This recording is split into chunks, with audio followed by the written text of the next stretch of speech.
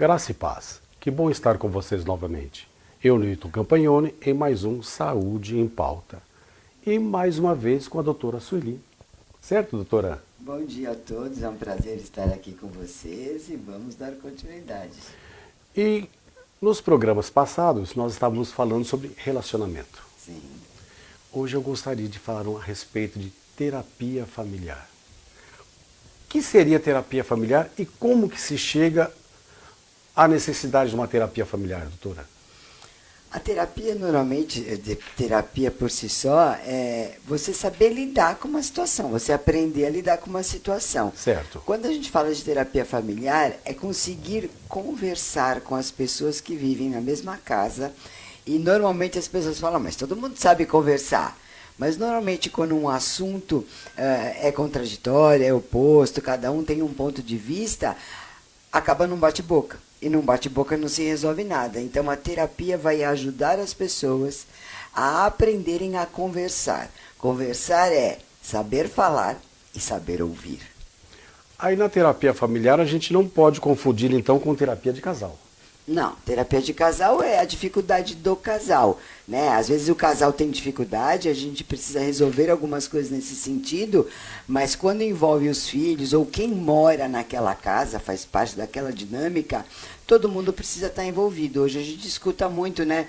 Meu filho é jovem adolescente, ele quer mandar em mim, sabe? Eu não consigo. Então, assim, se o pai ou uma mãe tem dificuldade de colocar autoridade, não sabe fazer isso, uma é a dificuldade dele como pessoa. E aí depois conseguir expressar isso dentro de casa, na família. E pode chegar assim, de repente, e falar assim, olha, doutora, eu conversei com o pessoal aí, uns amigos, eles acharam que seria interessante eu fazer uma terapia familiar. Do nada, eu posso chegar e falar assim, ó, doutora, eu gostaria de fazer terapia familiar. Existe essa possibilidade? Existe. Eu nunca vi acontecer. Certo. Tá? Porque no consultório, quando alguém está fazendo terapia, e eu sugiro a terapia familiar, a pessoa já resiste um pouco. Daí ela tem que convencer em casa. Certo. Porque quem diz que a família quer, principalmente, vamos supor, eu faço terapia com você, tá? Então tá tudo bem, nossa relação lá no consultório e tal. Aí você chega em casa e você fala para os seus filhos, para sua esposa, o que eles vão pensar de imediato? Você está chamando a gente para tomar bronca, né? Porque se eu sou sua terapeuta, o pessoal vai achar que eu vou puxar o seu saco e vou querer falar mal dos outros. Certos, assim, não sei se é a palavra, certos traumas que eu tenho advêm da família, do relacionamento familiar. Então, na realidade, ele acaba sendo intensificado e aprimorado na família, porque você já escolheu uma família de acordo com os traumas que você já tinha. Certo. Tá? Então, se você tem uma autoestima baixa, você vai escolher uma esposa que não vai considerar a sua autoestima também, que também vai te colocar para baixo, tá? Você vai ensinar aos seus filhos que você é um Zé Mané, que você é um Zé Ninguém, que você não tem valor, e eles vão te tratar desse jeito, mas porque foi você que ensinou eles. Eu estou criando uma hereditariedade de baixa estima, então, sim, né? Sim, todo mundo ali vai ficar... Vai aprendendo. Quando eu falo assim, por que é importante a gente se conhecer? Porque a gente tem que se tratar bem, para ensinar o outro a nos tratar bem. Certo. Os outros nos tratam da maneira como a gente se trata. Então tem gente que fala, ninguém me respeita, ninguém me respeita. A pergunta é, e você se respeita? Porque quando você se respeita, você impõe as coisas para o outro, você consegue mostrar como você quer ser tratado. Se você não se trata bem, você não cuida de você, você quer que os outros façam isso? É. Então, normalmente as dificuldades que vão aparecer na família, né, na terapia familiar, são as dificuldades de cada um que se juntam e aí não sabem conversar. E como que eu vou fazer para trazer o rebanho da família para dentro da sala da psicóloga? Então, normalmente é assim, existem casos em que vem a família, se um dos integrantes tem uma dificuldade que está ligada à saúde, sim, vamos supor, você tem um filho drogado. A família se condói, aí a família vem de boa aceitar, certo, se tem necessidade, tá? Mas se não tem um problema de saúde, normalmente a família fica receosa e não vai querer vir, tá? Então tem um tempo para convencer, às vezes o outro cônjuge está com mais dificuldade, deixa ele vir um dia sozinho, conversar comigo, ver como que é, para tirar esse medo, né? Porque a pessoa acha que eu vou dar bronca e tal. Não, eu vou ensinar a conversar. tá? Os filhos, né? Se a criança é muito pequena, até a gente traz para terapia familiar, mas às vezes não tem tanta necessidade. Se a criança é muito pequena e está tendo problema, normalmente o problema é do casal. Agora sim, o pai procura porque o filho é rebelde, vou procurar a doutora, aí a doutora fala assim, não, seria interessante a gente fazer uma familiar. Aí vem o filho é rebelde com o pai, mas com a mãe ele é um doce. Aí vai virar lavação de roupa ali pesado, né, doutora? Então, não vai acontecer o que acontece em casa, porque em casa acontece isso, tá? Ali é muito claro, a família chega, eu defino regras, né? Então tem a maneira de sentar, onde todo mundo está em sentido de igualdade, todo mundo olhando para todo mundo, tá? E assim, só pode falar na vez, tá? E vamos supor, eu falo para a pessoa assim, fala o que te incomoda nela, tá? Se a pessoa começa a misturar assunto, trazer outras coisas, eu interrompo, eu falo, ó, você está saindo do foco, vamos voltar, agora é só para falar isso e tal. Então, eu ajudo a pessoa a ser bastante objetiva naquilo que eu estou pedindo. Certo. Se alguém tenta interromper, eu não deixo. É a vez daquele falar. Todo mundo tem que aprender a escutar. Nesse exemplo que você falou, tá? Esse pai, no caso, não deve se sentir muito ouvido. Tá? Porque aí esse filho fica lá com a mãe. Então a probabilidade é que eles vão te interromper na hora que você estiver falando. Com certeza. Tá? E aí eu não vou deixar. Tem que escutar. E aí nessa hora é assim, como você se sentiu com eles te interrompendo? Você vai falar, me senti mal, me senti pequeno, tudo. Sim. E aí eu vou virar para o outro e falar, você sabia que quando você interrompe ele se sente desse jeito? Então eu vou colocar as pessoas para pensarem, para observar no resultado de como está sendo essa dinâmica familiar. Porque normalmente quando a pessoa te interrompe, ela nem se liga que ela está te fazendo mal. Não percebe. Não percebe, caiu no ritmo, tal, assim, sabe? Então aí você pega alguém da família que fala, ninguém me respeita, ninguém escuta, e os outros falam, imagina, tá? Acontece que do seu sentimento, você sabe. Ninguém mais vai saber tanto quanto você a respeito do seu sentimento. Às vezes são e você precisa falar do seu sentimento. Também os outros não têm obrigação de adivinhar. E tem aquela coisa assim, mas é por isso que ele chamou a gente aqui? Né? Porque às vezes, para as pessoas, de repente, coisas pequenas. Mas para quem está aqui... Exatamente. Então, o tamanho da dor, tá? Você me fala assim, eu estou com dor de cabeça. Eu falo, eu também estou. Você vai falar assim, a minha dor de cabeça é pior que a sua? Como você sabe? Você só está sentindo a sua, você não está sentindo a minha, tá? Então, assim, aí a gente vê estudos aí, tem um limiar de dor das pessoas, tem um monte de variantes, mas nunca a gente vai conseguir medir a dor de alguém. Certo. Então, uma coisa que dói para você, se é uma coisa que está calejada, talvez você já tenha se acostumado, você nem sente tanto, tá? Se é uma coisa pequena, mas que é nova, você vai sentir mais, né? Então, não dá para medir. E para resolver isso, é só o diálogo. Você tem que falar do que você sente. Tanto que, quando eu uso assim, a família precisa ser mais íntima, o casal precisa ser mais íntimo, todo mundo acha que eu estou falando de sexo. Não, o íntimo é falar de sentimento e ouvir a respeito de sentimento. Porque para uma pessoa chegar para outra e falar assim, eu estou triste, eu não estou bem, eu estou me sentindo frágil, a pessoa já entra numa neura assim, nossa, eu vou falar da minha fragilidade, aí vai subir em cima de mim, aí não sei o que lá, tá? E aí não fala, mas fica sofrendo. E a gente tem que entender, a família é uma coisa só, é para estar junto, é para se entender, é para um apoiar o outro. Só que não tem como apoiar se não entender, se não souber o que está acontecendo com o outro. Aí eu pergunto assim, se bem que a gente vai fazer um programa só disso, com certeza. Um filho atrapalha o ambiente da casa. Pode atrapalhar. Pode atrapalhar. Aí faz-se primeiro a terapia do casal ou já parte para fazer a terapia familiar? Não. Primeiro a gente começa com a individual. Para identificar se o problema não é de um dos dois do casal, certo. Tá? Então faz dos dois. Aí de repente é a dinâmica mesmo por conta do filho. Aí a gente vai conversar com o casal, tá? Então assim, quando a gente está fazendo essa investigação, não significa que vai fazer 1 ano de terapia individual, depois 1 ano de terapia de casal. Não, a gente identifica com rapidez onde que está a dificuldade e aonde está a dificuldade a gente vai parar mais tempo ali. Então vamos supor que os dois já se trabalharam, são 2 pessoas maduras emocionalmente, o casal, tudo, e a dificuldade está sendo de falar com o filho mesmo, tá? Aí O casal e um filho não é a dinâmica familiar, é um casal não sabendo lidar com esse filho. Tá? Certo. Na terapia familiar, o que aparece muito é competição. Então, quando você fala um casal e um filho, assim, o mais natural é que esse filho vai ter preferência por um do Vai casal. polarizar um dos dois. Porque o casal vive nessa dinâmica, tá? De dar atenção. Então, antigamente, o pai era mau e a mãe era boazinha. Com certeza. Hoje já se inverteu, não, mas hoje tem mais variantes nesse sentido, né? Tem casais que o pai é o bonzinho e a mãe é que é a má, tá? Mas, independentemente disso, o casal, é um só, é para ser igual, tá? Ah, você pensa de um jeito, eu penso do outro. Mas na hora de educar o nosso filho, a gente tem que falar a mesma linguagem. A gente tem que chegar num acordo. Aí então vamos partir para uma coisa um pouquinho maior, a gente falou. Bem básico, não? Um casal e um filho. E aquela família com mais pessoas e elementos não da família adentro da casa.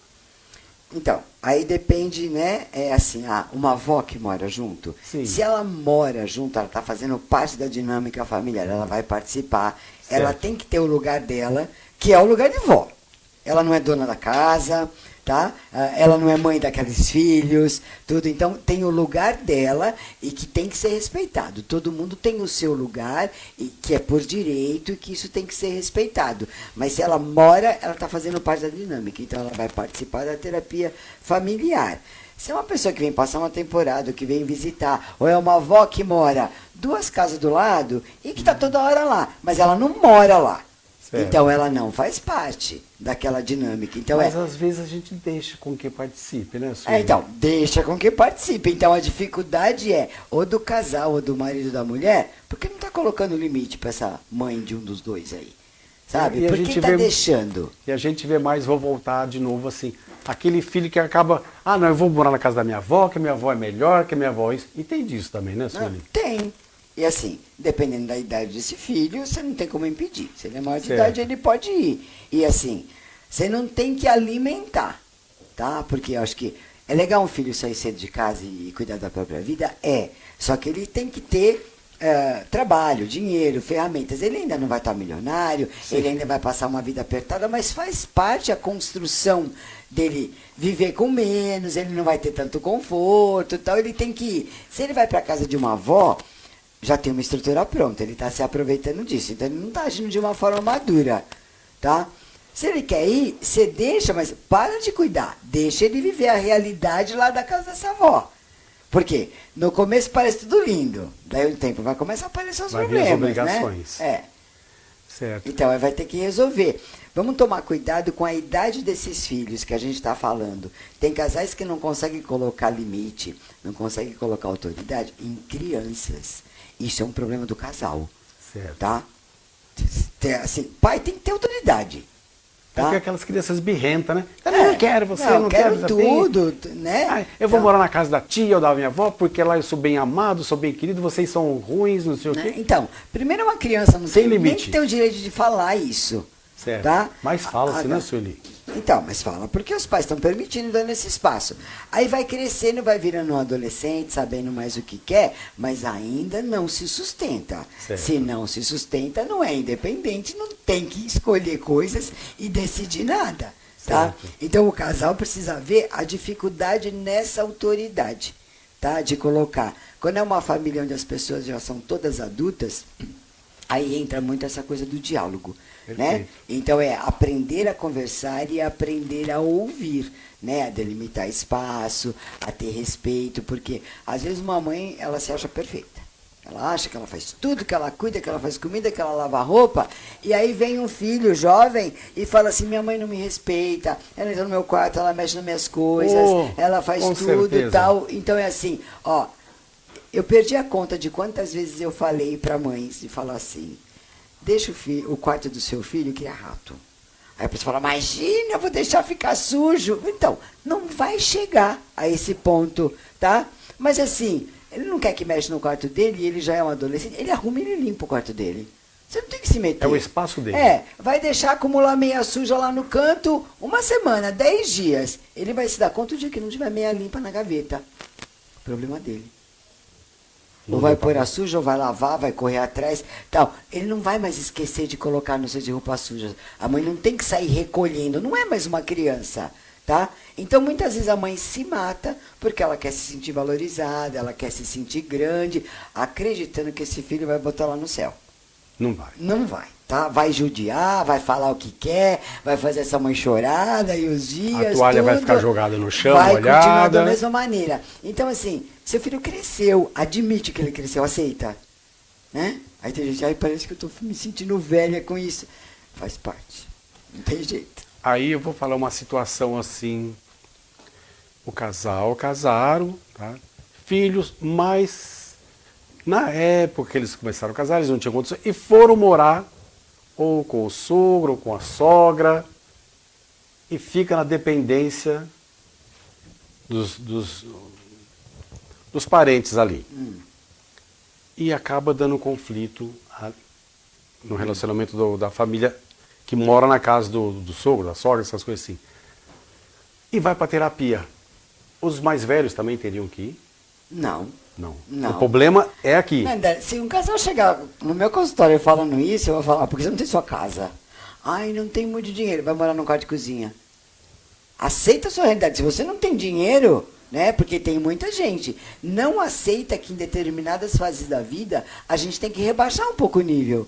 Você está criando uma família, montando, não é de berço de ouro. Tudo faz parte você diminuir o padrão, aceitar isso e querer crescer e querer conquistar. Tem gente que não aceita. Porque a gente vê muito assim, não, vem morar com a gente, porque vem morar com a gente aqui, vocês têm tudo. Durante um tempo até que vai, depois já começa um tempinho. Depois já começa a ficar... Sim, criar atrito, porque um acaba jogando na cara do outro. É o dono da casa. O dono da casa é quem paga as contas. Certo. Tá? É quem é o dono do imóvel, é essa pessoa que manda, ela boazinha ou não, quieta ou falante, ela é o dono da casa. Quem está ali de visita tem que respeitar, tem que aceitar. E muitas vezes fica muito complicado, porque a pessoa te convidou e aceitou, mas a pessoa tem as manias dela, tem interfere o jeito na educação dela, dos interfere, filhos. sim. Isso vai acontecer inevitavelmente. Né? Eu falo, quando você vai tirar férias com pais e sogras, né, e você tem criança, é muito legal você definir qual é o tempo limite.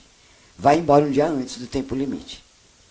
Tá? Porque tem gente que não aguenta tanto lidar com a sogra quanto lidar com a mãe. Tá? Tanto o marido quanto a esposa. Às vezes a convivência é terrível e se passa de um limite vai arrumar uma confusão, vai ficar o ano inteiro brigado e tal. Fica no limite. Porque a gente não vê estende. muito... Aí a doutora falou uma coisa que me veio aqui. Acontece muito com o neto. Porque os avós acabam tirando tudo aquilo que os pais fazem para os filhos. E acaba estragando. Pode acontecer, não tem que acontecer. Mas porque o avô permite tudo, né? Então, não necessariamente. Tá? Teria que fazer. Esses dias no ambiente social, eu estava conversando a respeito disso. Eu sou avó. Eu brinco com as crianças, eu invento moda, eu brinco de tinta, eu faço um monte de coisa. Mas mexer onde não é para mexer, é na hora. Não! E eles olham para mim na hora e me respeitam. Tá? Porque assim, não é porque eu não sou mãe que eu não posso educar e não posso colocar limite, né? Eu tenho que cuidar nesse sentido, porque tem coisa que é perigosa. Então eu não posso deixar tudo, tá? Eu posso agradar num monte de coisas, eu posso comprar coisas que às vezes os pais não compram, eu posso fazer tudo isso, mas tem um limite que eu tenho que pensar, é meu neto e eu não posso estragar. Tem muito avó que estraga, tem muito avô que mima, né? E aí eu acho que tem um limite. A gente pode fazer, é gostoso, cuidar bem de neto e tudo isso, mas tem que tomar cuidado. Às vezes né? acontece o inverso, de você falar o não, mas a filha assim, mãe, mas lá em casa eu deixo. Né? Fica aí já cria aquele... Voltamos quem é o dono da casa. Quem é o dono da casa, né? Já aconteceu na minha casa, de um neto pegar e ir para a sala comendo. Meu outro neto falou assim, a vovó não deixa que come na sala. Aí ele olhou para a mãe dele, que era minha filha. Tinha que ter olhado para você. Minha filha falou assim, casa da vovó, regras da vovó. Aí ele ficou assim, meio parado. Eu falei, senta aqui na mesa da cozinha com a gente, você come, depois você vai para a sala, tal, e tudo bem. E de uma maneira... Né? Eu, particularmente, não significa que é o certo ou que é o errado. Eu, a minha casa, certo. tá? Eu odeio que vai comer no tapete, porque é um ambiente que eu gosto que as crianças sentem no Sempre chão, fiquem à brinquem vontade ali. e que esteja sempre limpo. Então eu não gosto que vai comer lá. Certo. Sabe? Não tem uma cozinha grande, confortável, tudo. Então é um limite. Se a mãe deixa comer na sala, fazer, Na casa não dela? é problema meu, tá? Mas na minha casa são as minhas regras. Então, tem que respeitar. Né? Porque assim, não é porque você vai na casa dos seus pais com os seus filhos que você vai fazer bagunça na casa dos seus pais. É. Sabe? Eu acho que é sempre a questão do respeito. Às vezes a pessoa gosta de provocar, de respeitar, porque ela tem uma mágoa antiga. E ela gosta. Você já ouviu gente que fala assim, ai, não posso encontrar minha mãe porque sempre tem cutucada? Sempre vem alguma coisa? Então vai vir agora o nosso cafezinho, depois a gente continua com o assunto. Beleza. Nosso cafezinho, o assunto está bem legal, bem gostoso. Eu volto a perguntar para a doutora, qual é a maior causa dentro da família, dentro do lar, que é a necessidade de terapia familiar, doutora? Então, começam com pequenas causas, que é a dificuldade de cada um de lidar com os seus próprios problemas. Sim. Quando a gente começou aqui a série de falar de relacionamento, lembra? A gente começou a falar de relacionamento consigo mesmo. Sim. Então, você precisa saber se relacionar com você. Aí você vai ampliando e vai aprendendo a lidar com as pessoas à sua volta de saber se relacionar. Perfeito. E saber se relacionar é você falar de você e você ouvir do outro, tá? Sim. Quando está numa família, a dificuldade do diálogo vai acontecer. E eu não diria que é a única, mas uma grande causa disso são pessoas competitivas. Como assim seria essa competição, doutora? São pessoas que, por natureza, já são competitivas, né? Certo. Então, a gente tem gente que até assume, eu sou muito competitiva, eu gosto de jogar, eu gosto de fazer as coisas. E aí as pessoas competem por atenção, por amor, né? E aí começa a criar uma dinâmica de competitividade exagerada. Para que se buscar torna uma liderança inadequada. ou não, doutora? Não necessariamente a liderança. O que a pessoa está buscando internamente é se sentir importante. Certo. Tá? E assim, todo mundo gosta de se sentir importante, beleza, certeza. ok. Agora, me sentir mais importante que os outros. Isso é muito complicado. Como dá para medir isso? É muito comum. Minha mãe gosta mais isso que eu da ia minha irmã. perguntar. Como que O meu acontece pai isso? gosta mais, tá? Por quê? Cada um tem uma necessidade, né? E o que vai atender a essas necessidades, né? Então, o que acontece numa família a gente não gosta mais de um filho do que do outro, mas a gente tem afinidades. Assim como a gente tem com pessoas. Tem filho que gosta mais das coisas que a gente gosta, que tem um gênio mais parecido, ou que tem interesse numa mesma coisa que a gente acaba se aproximando mais desse filho pela afinidade. Daí aquele termo, ele puxou o pai, ou ele puxou Pode a avó, ser. puxou a mãe. Então, pode ser, então. Uma coisa são esse instinto natural, o gosto, Sim. tá? O gostar daquilo, a afinidade que se tem. A outra coisa é querer comprar essa atenção. Então, muitas vezes, os pais têm uma fome, uma necessidade de se sentir importante, que é muito grande, então é inadequada. E aí esses pais vão comprar os filhos. Tá? E o que é comum, tá? Porque aí vem juntar com a historinha lá do complexo de Édipo, é o pai com a filha e a mãe com o filho. Tá? Não é regra, também existe o inverso, mas é comum. Quase sempre, né, doutora? Né? Então, acontece com bastante frequência. Vamos relembrar um pouquinho lá o complexo de Édipo, tá? Na faixa de 4, 5 anos de idade, onde a criança acabou de identificar as próprias partes do corpo, se reconhecer como pessoa, ela vai testando limites. Chega uma hora que ela olha e assim, uma menina, por exemplo, né? Esse pai é tão legal, ela admira tanto, ela vê que a mãe admira tudo, ela começa a se apaixonar por esse pai, tá? Certo. Então ele idolatra, tal, assim, é normal, é comum, não tem nada demais, é o primeiro modelo de homem, é a fase onde está despertando a sexualidade na criança, ela está descobrindo que existe, tá? Sim. Então ela se apaixona pelo pai, não tem problema nenhum, é uma fase passageira, ela adora o pai, tal. Esse casal tem que entender isso e elaborar, porque essa menininha um dia vai ser esposa desse pai? Não, nunca. Ela é filha. Ela tem um lugar de filha, ela tem um amor de filha. Então, assim, quer dormir no meio dos pais? Não. A cama dos pais é dos pais. Tem nada a ver. Sabe? Então tem que impedir. a criança vai ficar frustrada, é a primeira frustração do ser humano. Só que ele está num ambiente de amor e ele vai ficar frustrado de uma maneira adequada e vai aprender a elaborar aquilo, tá? O que acontece na sequência? A criança se dá conta, é óbvio que é um processo inconsciente, né? Mas a menina se dá conta, esse homem não é meu, esse homem é da minha mãe, perdi para minha mãe, agora ele é tão legal, então eu vou ser igual a minha mãe para conseguir um desse para mim. Certo. Aí, usando ainda a menina de exemplo, é a idade que a menina vai começar a pegar sapato da mãe, batom da mãe, ela vai começar a copiar a mãe. Inconsciente. Inconsciente. Na tentativa de um dia ter um homem legal igual aquele pai, tá? Então, esse é o processo natural. Com o menino acontece da mesma maneira, tal, se apaixona pela mãe, passa, depois vai lá e pega a mala do pai, vai copiar o pai e tal, assim. Esse é o processo natural. Acontece que alguns pais têm dificuldades. Certo. E começam a adorar se sentir idolatrados. Ai, minha filha me ama. Minha filha me adora. Tá? E aí vai alimentar isso de uma forma inadequada, que vai gerar uma competição dessa menina com essa mãe. E o pai sustentando isso. O pai sustenta. O pai ama a mulher, mas ama a filha. Sim. Da mulher ele já tem toda a atenção. Ele vai conquistar mais a filha agora. Tá? E aí essa filha se ilude, ela não vai elaborar o complexo de Édipo, porque ela vai acreditar que aquele pai é o homem dela, tá? Não estou falando de nada errado, não estou falando de sexo, nem de dormir junto com a filha, nada disso. Mas vai carregar. É muito comum. Ai, é namoradinha do papai.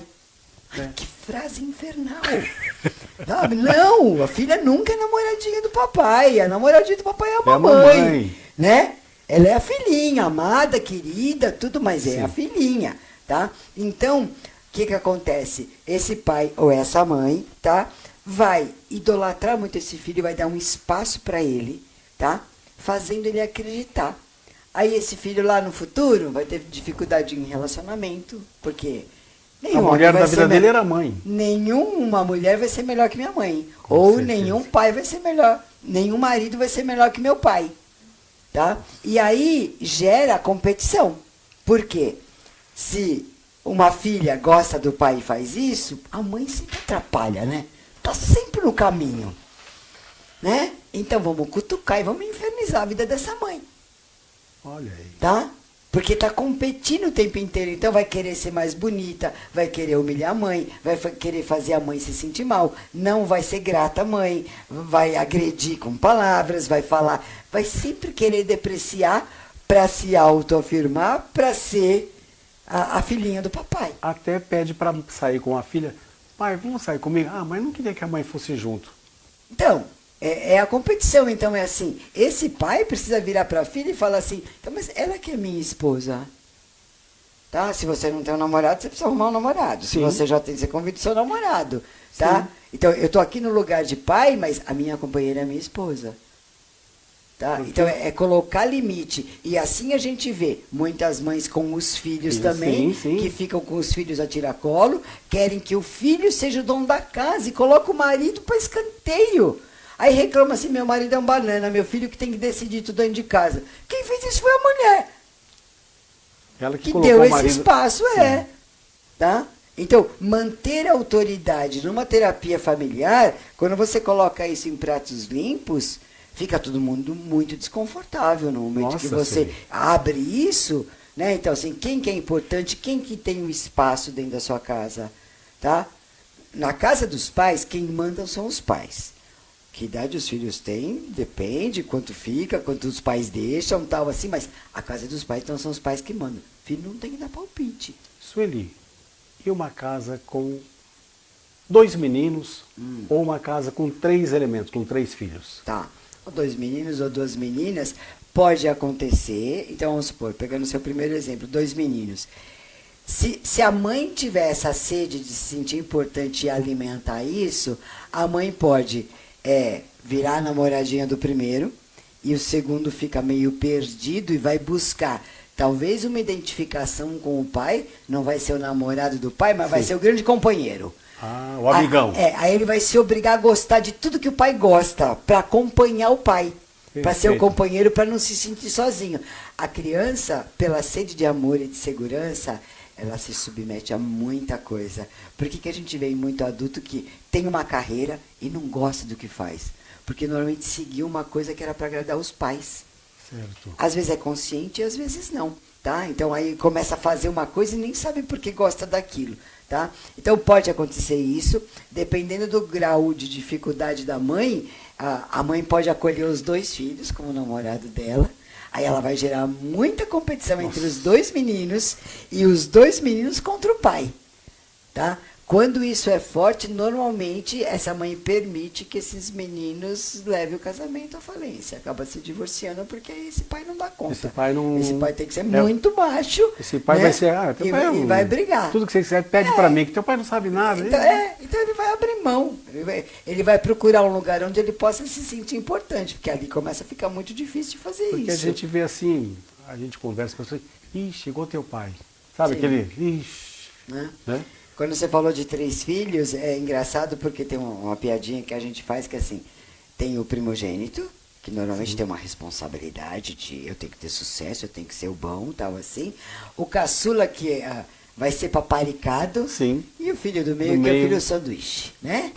Que ele fica com o que sobra, tá? Que é uma dificuldade, porque ele tem que brigar pelo espaço dele, ele acaba cedendo muito as coisas. Porque é engraçado o filho do meio, porque ele já foi ele disse, já foi o caçula por um tempo, né? Sim. Ele foi o mimado por um tempo. E perdeu o espaço. Então, normalmente... Cria uma rivalidade também com o filho, é complicado porque quando ele fica perdido, ele não sabe para onde vai, né?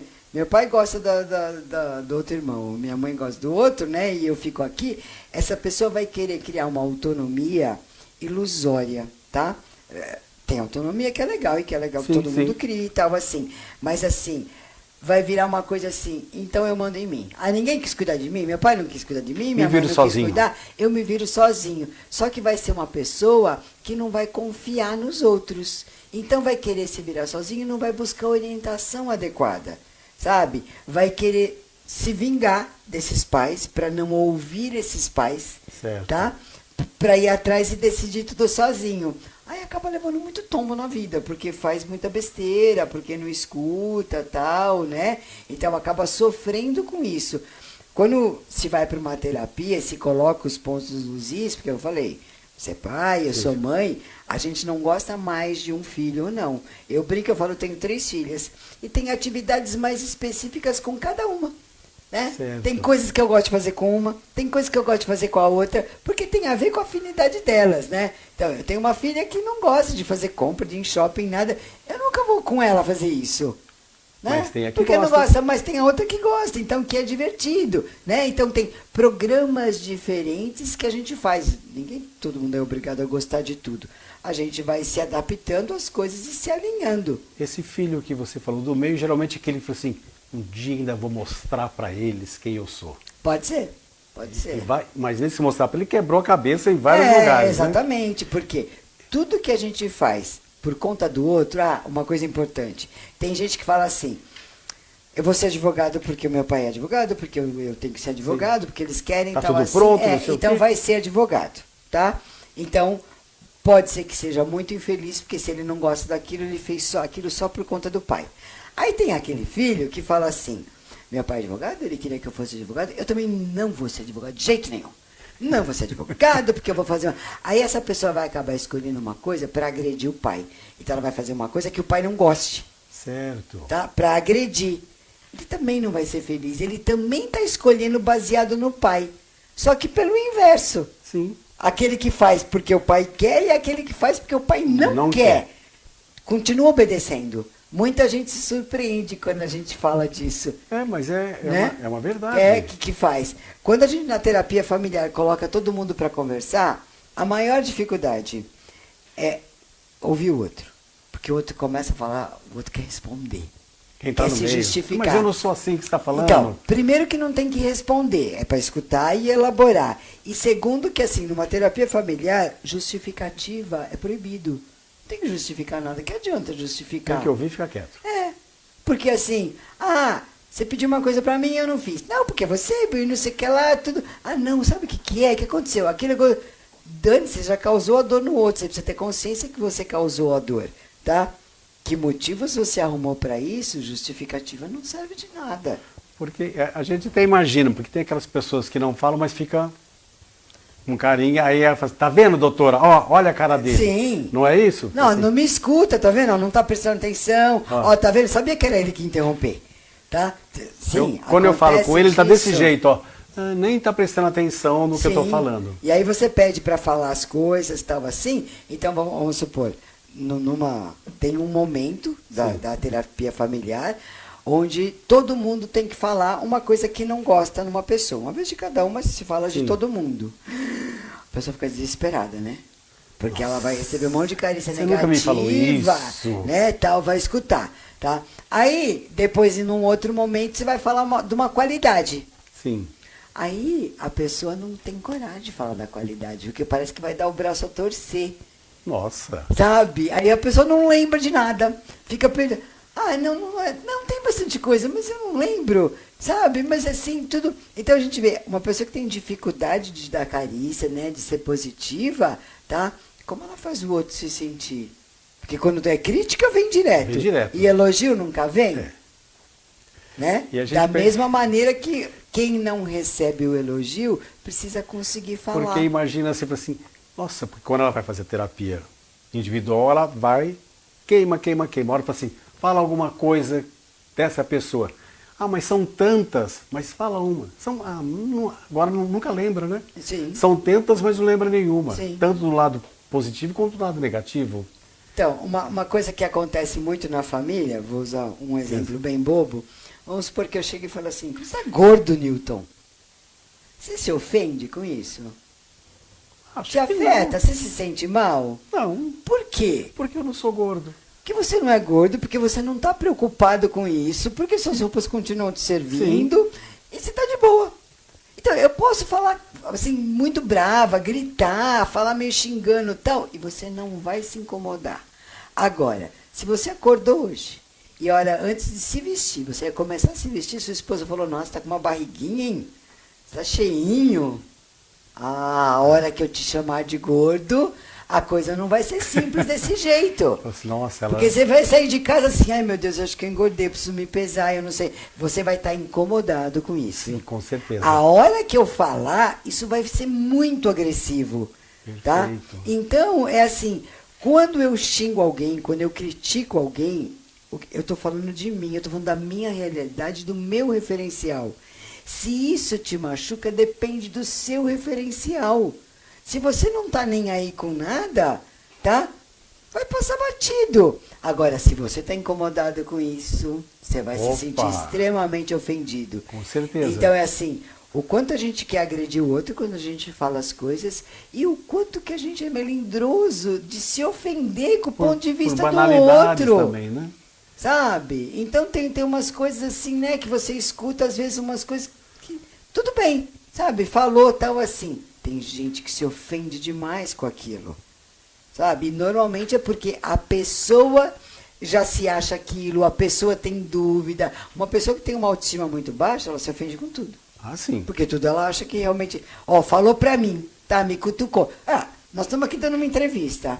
Se tiver pessoas que estão em família, que tem mais gente junto escutando, quantas vezes não teve alguém ali que falou, ó lá, ó o que ela tá falando, ó, isso é pra você. Isso tá falando de você. Isso é pra você. Já não falei pra você Tá. que, ó, tá aí, tá lá, ó, a doutora que tá falando. Exatamente, tá? Agora, e qual é a minha parte nisso? A minha parte fico quieta. Se eu tiver que pensar, eu penso sozinha, tal assim. Mas é muito fácil olhar e ver a referência. Tanto que, às vezes acontece isso, olha lá, é pra você. E a outra pessoa fala, Pra mim, não. nada a ver. E não se ofende nem com o outro falando isso, Sim. porque não está dentro do script daquela pessoa. Sim, sim. Então Não- aquilo não incomoda não tá me realmente. afetando. Tá? Então, numa terapia de família, a gente vai avaliar muito isso. O quanto se ofende, o quanto se machuca, o quanto respeita ou o quanto não respeita, depende muito do referencial. Tem gente que não consegue impor respeito porque quer ser autoritário, quer mandar, e aí ele tenta conseguir respeito desrespeitando o outro. Quando ele vai conseguir isso? Nunca. E tem aquele caso, você, mãe, me chamou de gordo. Aí, não. Aí o filhinho da mamãe... Eu vou contar um exemplo que vale a pena, que isso aconteceu comigo. Já tem acho que uns 2, 3 anos, mas estavam 2 irmãozinhos, meus netos, né? Então o mais velho virou e falou assim, eu sou mais alto. O outro acho que tinha 3 anos, né? Ai, vó, ele falou que ele é mais alto e não sei o que lá. E começou assim, eu parei um pouco para pensar e eu falei assim, mas você já falou para ele que você é mais baixo? O problema estava na palavra mais, não no baixo e no alto. Ele encheu o peito e falou, eu também sou mais baixo. Acabou. Acabou a briga. Tá? Era o mais, o problema era o mais. Então, muita criança e muito adulto se preocupa em querer ser mais que o outro, não importa nem o que é. Tá? E assim, ele aprendeu direitinho porque ele parou de se incomodar muito com essas comparações. Tá? Porque o interessante é ser mais. Está gerando competição. Sim. Quando a criança pequena é normal, e isso a criança testa, tá? Os pais sim. é que tem que não ficar alimentando, né? Ó, seu irmão comeu tudo. Olha, o seu irmão tem nota melhor. Você está criando um filho competitivo desnecessário. E rebaixando o outro. Né? Porque a competição tem uma medida adequada que vai se juntar à ambição para a gente querer crescer na vida. Né? Passando de um limite começa a ser um problema. Então, nunca comparar filhos. Tá? Pais que foram comparados têm uma tendência de comparar. Sim. E isso vai gerar um problema para essa família depois, porque os pais não vão saber lidar com isso. E acontece muito, não sei. Sim. Então, na dinâmica familiar, quando os pais estão saudáveis, quando os pais são cúmplices, quando eles estão juntos, é muito mais fácil lidar com o problema. Uma coisa que me veio assim, aquele casal que pega a roupinha de um, passa para o outro. Esse outro que está usando a roupinha usada, ele se sente inferior? Depende da energia que se coloca nisso, né? Eu acho que se ele usar só roupa usada, coitado, não tem vez de ter nada novo. Certo. Tá? Agora, aproveitar a roupa sem problema nenhum. Sim. Né? Eu acho que assim, cada filho tem que se sentir especial pelas próprias qualidades e pelas próprias maneiras. Então, depende de quanto os pais incentivam isso. Tá? Então, passar as coisas, roupa sem problema nenhum, porque aí acaba tendo uma roupa nova. Eu acho muito complicado quando isso acontece só com brinquedo. Porque aí o outro só pega brinquedo quebrado. Com certeza. Sabe? Então aí, assim, coitado, tá falando que ele não é importante em momento nenhum, né? Sueli, nossa diretoria já deu um alô aqui. Infelizmente vamos parando, mas a gente vai fazer um sobre terapia de casal, que vai ser aquela lavação de roupa. Gente, Nilton Campagnoli se despede, mais um Saúde em Pauta. E doutora Sueli... Obrigada pela oportunidade, minhas redes sociais estão aí, vocês fiquem à vontade para me perguntar, para mandar questões, até para a gente discutir aqui. E muito obrigado pela audiência e pela atenção. Até o próximo.